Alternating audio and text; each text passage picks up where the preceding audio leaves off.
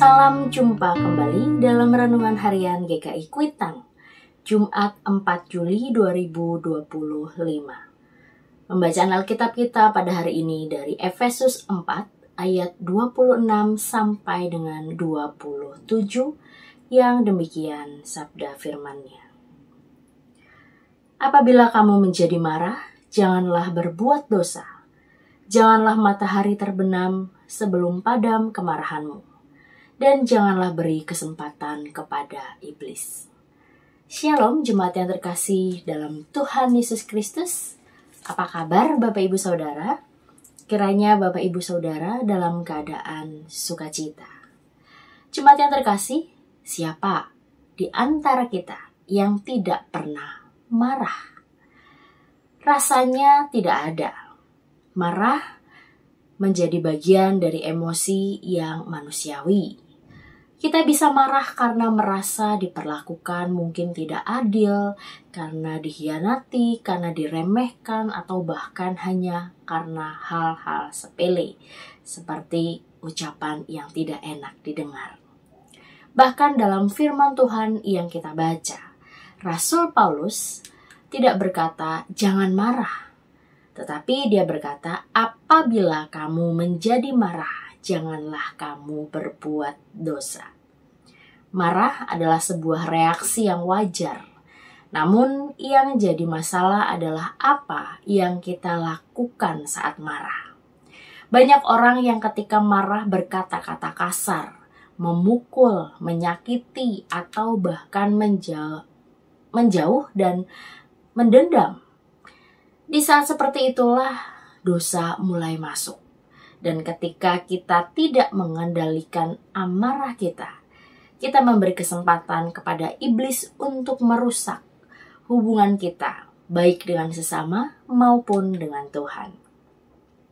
Rasul Paulus dengan jelas menasihati agar kita tidak membiarkan amarah kita, agar kita tidak membiarkan matahari terbenam sebelum amarah kita padam. Artinya, jangan simpan marah terlalu lama. Kenapa? Karena marah yang dipendam lama-lama berubah menjadi kepahitan.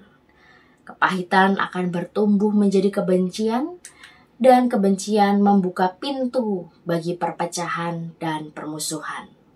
Saat kita tidur dalam keadaan marah, kita tidak akan tenang.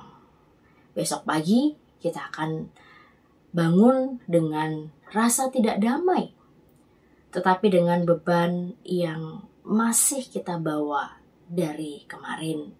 Salah satunya ya amarah itu. Mengendalikan amarah bukan berarti kita pura-pura tidak sakit hati, tapi kita memilih untuk tidak membiarkan rasa sakit itu menguasai kehidupan kita. Kita memilih untuk mengampuni karena kita tahu bahwa pengampunan itu adalah jalan yang Tuhan tempuh lebih dulu bagi setiap kita.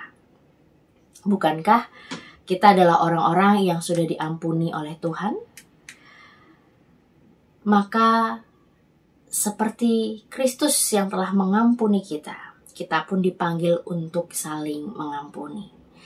Dalam kehidupan sehari-hari kita akan selalu berhadapan dengan situasi-situasi yang mungkin akan memancing segala emosi kita. Entah di rumah, entah di tempat kerja, entah di lingkungan kita, bahkan mungkin di tengah gereja. Tapi ingatlah ketika emosi itu mulai naik, berhentilah sejenak, tariklah nafas, ingatlah siapa kita di dalam Kristus. Kita bukan lagi manusia lama yang mudah tersulut emosi, tetapi kita adalah manusia baru yang diperbaharui oleh kasih karunia-Nya. Kita memiliki kuasa Roh Kudus yang memampukan kita untuk berkata, Tuhan, aku ingin marah, tapi aku lebih ingin Engkau dipermuliakan melalui responku. Dunia sudah cukup penuh dengan kemarahan dan kebencian. Jangan tambah lagi. Mari jadi pribadi yang membawa damai, bukan menambah luka. Jadilah pribadi yang mengampuni, bukan yang menyimpan amarah dan dendam. Selamat berproses, selamat berefleksi untuk setiap kita.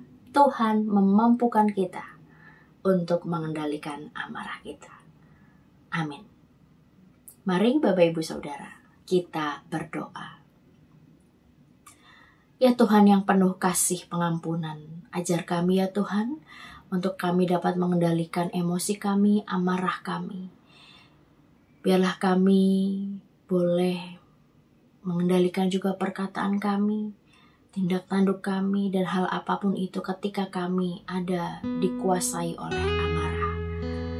Tuhan, biarlah kami berproses untuk mengampuni, untuk mengendalikan setiap emosi yang akan keluar dari diri kami. Kami percaya Tuhan memimpin dan memampukan kami. Dalam nama Tuhan Yesus Kristus kami telah berdoa.